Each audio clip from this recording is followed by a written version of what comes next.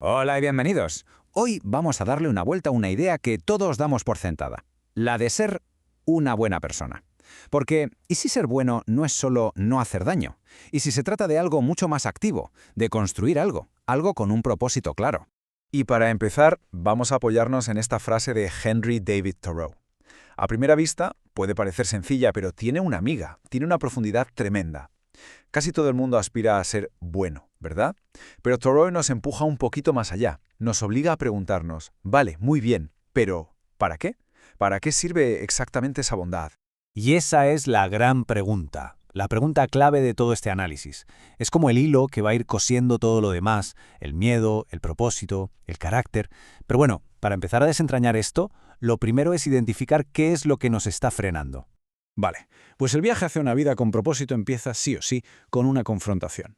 Hay que ponerle nombre y apellidos a esa fuerza universal que nos impide, a todos, alcanzar nuestro verdadero potencial.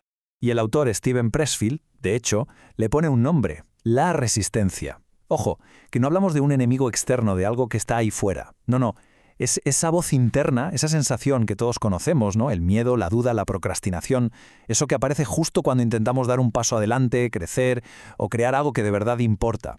Y aquí, atentos porque viene un cambio de perspectiva que es radical. Pressfield nos dice que el miedo no es una señal de stop, todo lo contrario. Es más, nos dice que la intensidad de ese miedo es directamente proporcional a lo importante que es esa tarea para nuestro crecimiento, para la evolución de nuestra alma. Fijaos bien en el contraste, porque es brutal. Lo normal, la visión común, es ver el miedo como una señal de «para, no sigas», una barrera. Pero la visión de Pressfield nos propone algo totalmente distinto. Ver el miedo como una brújula que apunta, sin dudar, hacia aquello que más necesitamos hacer para crecer. O sea que en realidad, el miedo nos está marcando el camino. Claro, y esto nos lleva a un punto que es crucial, y que está muy bien recogida en esta idea. La creencia tiene que ir antes que la evidencia. Primero la acción, y luego ya vendrá la certeza. No se puede esperar a que se vaya el miedo o a que alguien nos dé permiso. El primer paso, el primer movimiento, tiene que salir de una convicción, de dentro. Muy bien, ya le hemos puesto nombre al enemigo, y más importante aún, hemos redefinido el miedo, lo hemos convertido en una especie de guía. La pregunta lógica ahora es, ¿vale? ¿Y cómo nos movemos? ¿Cómo avanzamos a pesar de ese miedo? ¿Cuál es la estrategia a seguir? Pues aquí tenemos una estrategia que se basa en 3 puntos clave. El primero, priorizar la función. O sea, centrarse en la capacidad real, en lo que se puede hacer, y no tanto en la apariencia. El físico, como se dice, ya vendrá. Segundo, refinar las habilidades en silencio. La verdadera maestría se forja ahí, mientras construyes esas habilidades sin hacer ruido. Y tercero, y este quizás el más liberador de todos, empezar de forma imperfecta. Hay que meterse en la cabeza que el perfeccionismo, muchas veces, no es más que la resistencia con un disfraz muy bueno. Y esta idea de Terry Loughlin es que es fundamental. Vivimos en un mundo que parece obsesionado con el ruido, con el espectáculo, con que todo se vea.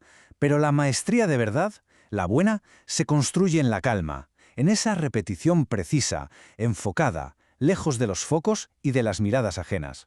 Y claro, esta idea de la acción silenciosa, de la constancia, nos lleva de cabeza al núcleo de todo esto, la construcción del carácter, que por cierto no se forja en los grandes escenarios ni en los momentos épicos, se forja en los pequeños detalles, en el día a día. Es que justo eso nos recuerda a Tolstoy. El carácter se construye en las miles de decisiones pequeñas, esas que no tienen nada de glamuroso, las que tomamos cuando no hay nadie mirando. Es ahí, justo ahí, donde está la verdadera integridad. Al final, lo que nos define es la suma de todos esos pequeños actos. Pero claro, ¿sobre qué base se construye ese carácter? Porque si no tenemos cuidado, la autosuperación se puede convertir en puro egocentrismo. Por eso se necesita un fundamento moral sólido. Pensemos, por ejemplo, en principios como los 10 mandamientos. Pero no como una lista de «no hagas esto», ¿sabes? Sino más bien como un mapa para tener una vida estable, un terreno firme, sobre el que poder crecer. Y esa base moral nos lleva, inevitablemente, al autogobierno.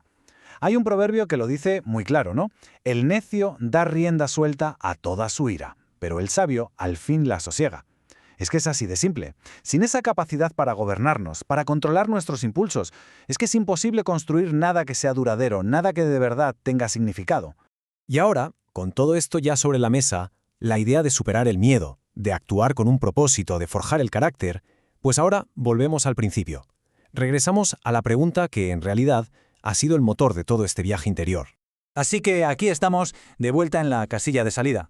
Después de habernos enfrentado a la resistencia, de entender que el carácter se construye en los pequeños gestos, la pregunta sigue ahí. ¿Cuál es el propósito final de todo este esfuerzo? ¿Para qué o para quién es nuestra bondad? Y la respuesta que nos ofrecen las fuentes es, bueno, es simple, es directa y es tremendamente poderosa. Todo ese trabajo interior, toda esa lucha por superarse, culmina en esto, en ser la persona que nos hubiera gustado tener a nuestro lado cuando estábamos creciendo. Convertirse en esa presencia positiva necesaria para otros, ser ese padre, esa amiga, ese mentor que alguien, en algún momento, necesita. Y Tolstói, de nuevo, le añade una capa más de profundidad. Nos dice que este propósito no puede ser una actuación, no se trata de buscar el aplauso o la aprobación de los demás. Es un compromiso interno, una elección que se hace cada día, la de ser esa persona, sin importar si alguien se da cuenta o no. Es, en esencia, un puro acto de integridad.